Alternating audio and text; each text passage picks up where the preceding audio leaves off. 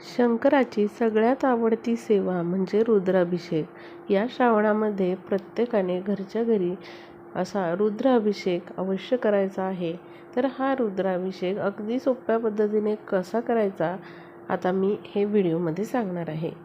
तर रुद्राभिषेक हा श्रावणी सोमवारी आपल्याला करायचा आहे आणि त्यासाठी आपल्याला शिवपिंड लागणार आहे. जे आपल्या देवघरामध्ये शिवपिंड असते ती आपल्याला घ्यायची आहे. आता आधी आपल्याला दिवा प्रज्वलित करून घ्यायचा आहे, गणपती बाप्पांचं पूजन करून घ्यायचं आहे आणि त्यानंतर दिव्याला हळद कुंकू लावून फूल अर्पण करायचे. आता ताम्हणामध्ये शिवपिंड घ्यायचे, त्यावर स्वच्छ पाण्याने अभिषेक करायचा आहे. ओम नमः शिवाय, ओम नमः शिवाय. त्यानंतर कच्च्या दुधाने अभिषेक करायचा आहे. दूध हे गरम नसावं. त्यानंतर मधाने अभिषेक करून घ्यायचा आहे, दह्याने अभिषेक करून घ्यायचा आहे, साखरेने अभिषेक करून घ्यायचा आहे, तुपाने अभिषेक करून घ्यायचा आहे आणि त्यानंतर पुन्हा स्वच्छ पाण्याने ओम नमः शिवाय हा जप करत आपल्याला अभिषेक करून घ्यायचा आहे.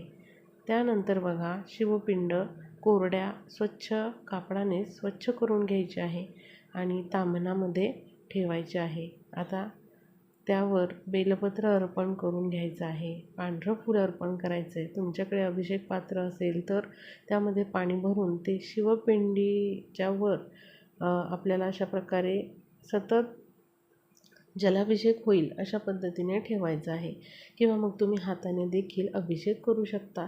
असा अभिषेक करत असताना आपल्याला शिवमहिमा स्तोत्र 1 वेळा, गणपती अथर्वशीर्ष, श्रीरामरक्षा स्तोत्र, श्री रुद्र अध्याय, शिवकवच, शिवगायत्री मंत्र, महामृत्युंजय मंत्र, अमृत संजीवनी मंत्र, संजीवनी मंत्र, कालभैरव स्तोत्र, शिव अष्टोत्तर नामावली यांचं पठण करायचं आहे किंवा तुम्ही ते फक्त ऐकू शकता आणि स्वतः हाताने जलाभिषेक शिवपिंडीवर करू शकता.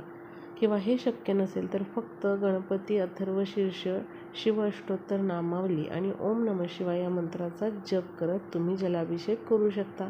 आता त्यानंतर बघा, हा रुद्र अभिषेक करून झाल्यानंतर पुन्हा आपल्याला शिवपिंड चांगली स्वच्छ कापडाने पुसून घ्यायची आहे, एका ताम्हणामध्ये ठेवायचे आहे. खाली थोडेसे तांदूळ ठेवून त्यावर आपल्याला शिवपिंड ठेवायचे. आता शिवाला आपल्याला धोत्र्याचं फळ, धोत्र्याचं फूल, त्याचबरोबर गोकर्णाची फुलं, बेलपत्र हे ओम नमः शिवाय या मंत्राचा जप करत अर्पण करायचं आहे. त्याचबरोबर श्रावणी सोमवारची शिवामूठ अर्पण करून आपल्याला फळांचा, दूध साखरेचा नैवेद्य अर्पण करायचा आहे.